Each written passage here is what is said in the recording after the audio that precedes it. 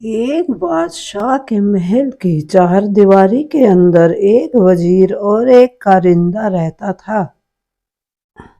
वजीर और कारिंदे के पुत्र में गहरी दोस्ती थी। हम उम्र होने के कारण दोनों एक साथ पढ़ते खेलते थे। वजीर के कहने पर कारिंदे का लड़का उसके सब काम कर देता था। वह वजीर को चाचा कहकर पुकारता था। बादशाह कारिंदे के पुत्र को बहुत प्रेम करता था। बादशाह के कोई संतान नहीं थी, इसलिए वे कारिंदे के पुत्र को अपने पुत्र के समान ही समझते थे। बादशाह ने उसे महल और दरबार में आने जाने की पूरी छूट दे रखी थी। कारिंदे के पुत्र के प्रति बादशाह का प्रेम देखकर वजीर को बहुत ईर्ष्या होती थी। वजीर चाहता था कि बादशाह केवल उसके पुत्र को ही प्रेम करे। यदि बादशाह ने उसके पुत्र को गोद ले लिया तो बादशाह की मृत्यु के बाद उसका पुत्र ही राजगद्दी पर बैठेगा। वजीर की इच्छा के विपरीत बादशाह का प्रेम कारिंदे के पुत्र के प्रति बढ़ता ही गया। बादशाह वजीर के पुत्र को जरा भी पसंद नहीं करते थे, इसलिए वजीर कारिंदे और उसके पुत्र से मन ही मन ईर्ष्या करने लगा। वजीर ने कारिंदे के पुत्र को मारने का निश्चय किया।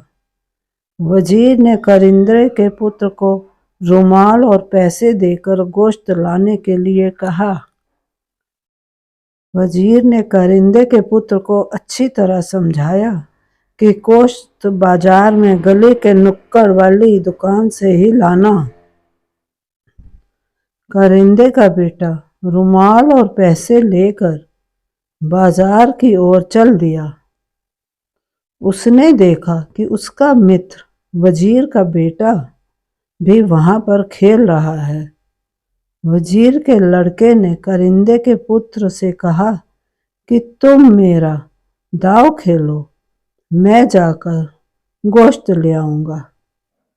कारिंदे के पुत्र ने उसे पैसे और रुमाल देकर दुकान का पता बता दिया।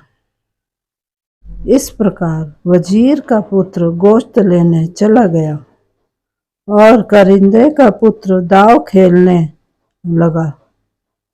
वजीर के पुत्र ने दुकानदार को पैसे और रुमाल देकर कहा कि इसमें गोश्त बांध दो। कसाई ने रुमाल में बने हुए निशान को पहचान लिया। इस रुमाल को वजीर ने कसाई को दिखाते हुए कहा था कि जो लड़का इस रुमाल को लेकर गोश्त लेने आए, तुम उसे मौत के घाट उतार देना। कारिंदे के पुत्र को मारने के लिए वजीर ने कसाई को पैसे भी दिए थे। कसाई ने अंदर भट्टी जलाकर सारी तैयारी पहले ही कर ली। कसाई ने रुमाल और पैसे लेकर उस लड़के को वहां बैठने के लिए कहा और स्वयं अंदर गोश्त लेने चला गया। तभी वहां पर लड़का भी चला गया। कसाई ने तुरंत उस लड़के को उठाकर जलती हुई भट्टी में झोंक दिया। कारिंदे का पुत्र अपना दांव खेलकर अपने घर जा रहा था कि उसे रास्ते में वजीर मिल गया। कारिंदे के पुत्र ने पूछा, चाचा भैया गोश्त ले आया? इतना सुनकर वजीर के पैरों के नीचे से जमीन खिसक गई। तभी कारिंदे के पुत्र ने कहा, चाचा भैया ने मुझे रुमाल और पैसे ले लिए थे और कहा कि तुम मेरा दांव खेल लो, मैं गोश्त लेकर घर चला जाऊंगा। मैंने भैया को दुकान का पता भी बता दिया था। वजीर की आंखों के आगे अंधेरा छा गया और उसके मुख से एक शब्द भी नहीं निकला। अपने पुत्र को याद करता हुआ वजीर अपने घर चला गया।